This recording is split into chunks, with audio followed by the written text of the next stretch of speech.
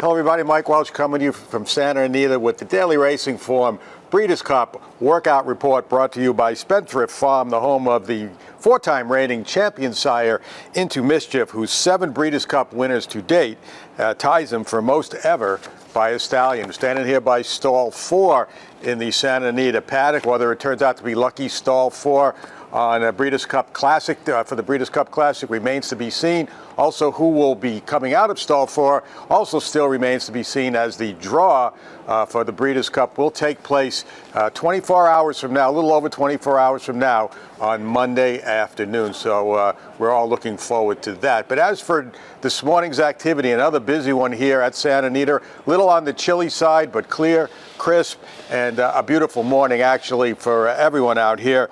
And I'm going to start with 2 words to describe my thoughts on today's workout session: Ushba Tesoro.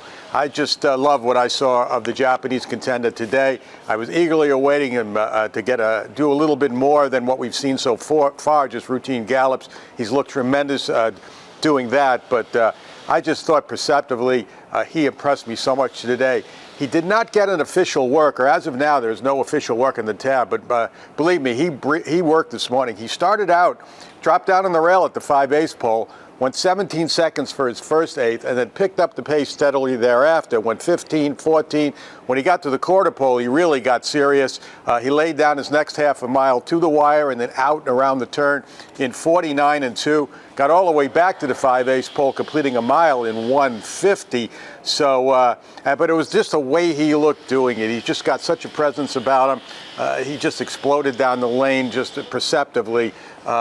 Maybe not on the watch. This is one of those works where, I'm again with no final time, but it's not the time or anything that matters. It's just the perception, the impression he gave. I think Ushba Tesoro is going to be a major factor in this year's Breeders' Cup Classic. The sprint, the Breeders' Cup Sprint, it was a busy morning for the horses coming out of that race. 5 Breeders' Cup Sprint contenders turned in official works this morning, led by the defending champion and heavy favorite again this year, Elite Power, who worked a half mile. He went in company with his stablemate Casa Creed, who was going to be in the turf sprint.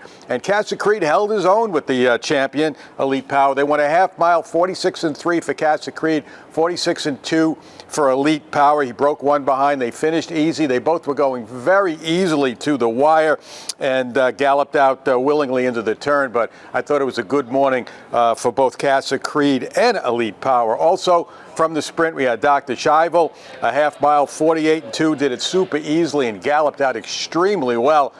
He looked excellent this morning. I had him out 5/8 in a minute and 4/5, 3/4 and 13 and 4. American Theorem, a half mile and 48 and 4. He's probably going to be the longest price on the board in the race. Nakatomi for trainer Wesley Ward, just a very easy 5/8, getting acclimated to the track here. He just came in a few days ago, 5/8 in 1:03. And Gunite had one of those maintenance moves. I didn't even have to watch them this morning, but trainer Steve Asmussen sent out 4 of his Breeders' Cup horses, all in maintenance mode today. Also had Private Creed, Claria, and Society. Claria was the first to go, won an easy half in 50, galloped out in 1:04. Again, not allowed to do much. Society, boy, was she on her toes. I've loved everything I've seen from her so far. The rider had everything he could do to slow her down to 3/8 and 37. She really, really, really wanted to do more, almost in runoff mode.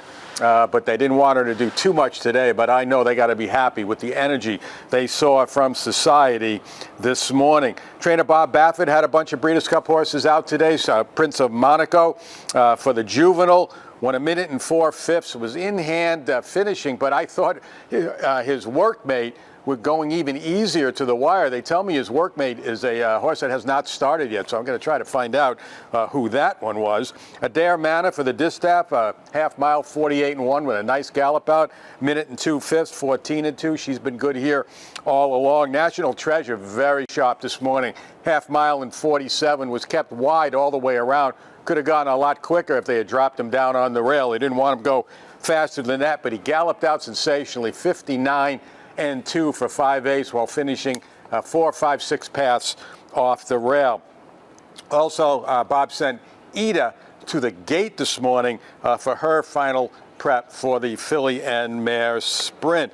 Besides Casa Creed and Elite Power. Trainer Bill Mott also sent out Cody's Wish and Warlike Goddess. They were among the last workers here this morning.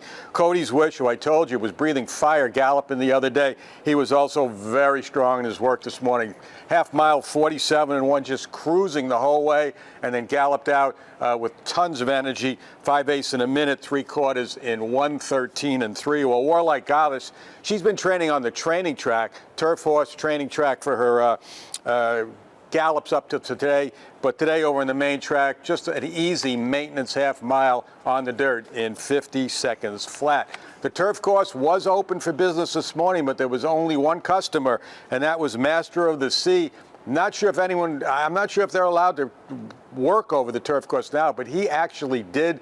He went from the half mile. I had him in 49 and change, going easy, and I thought he looked good, and I think he's going to be a big factor in the turf as well. So that's a synopsis of what happened. There were many other works this morning, just don't have time to go over them all, but you can get the information on all of those Friday and Saturday in the Daily Racing Form. Clocker Report, which is going to be as extensive as we've ever had, more coverage this year from around the country than in any previous Breeders' Cup. So for the Clocker Report and for the best coverage of the Breeders' Cup 2023, stay right here at DRF.com.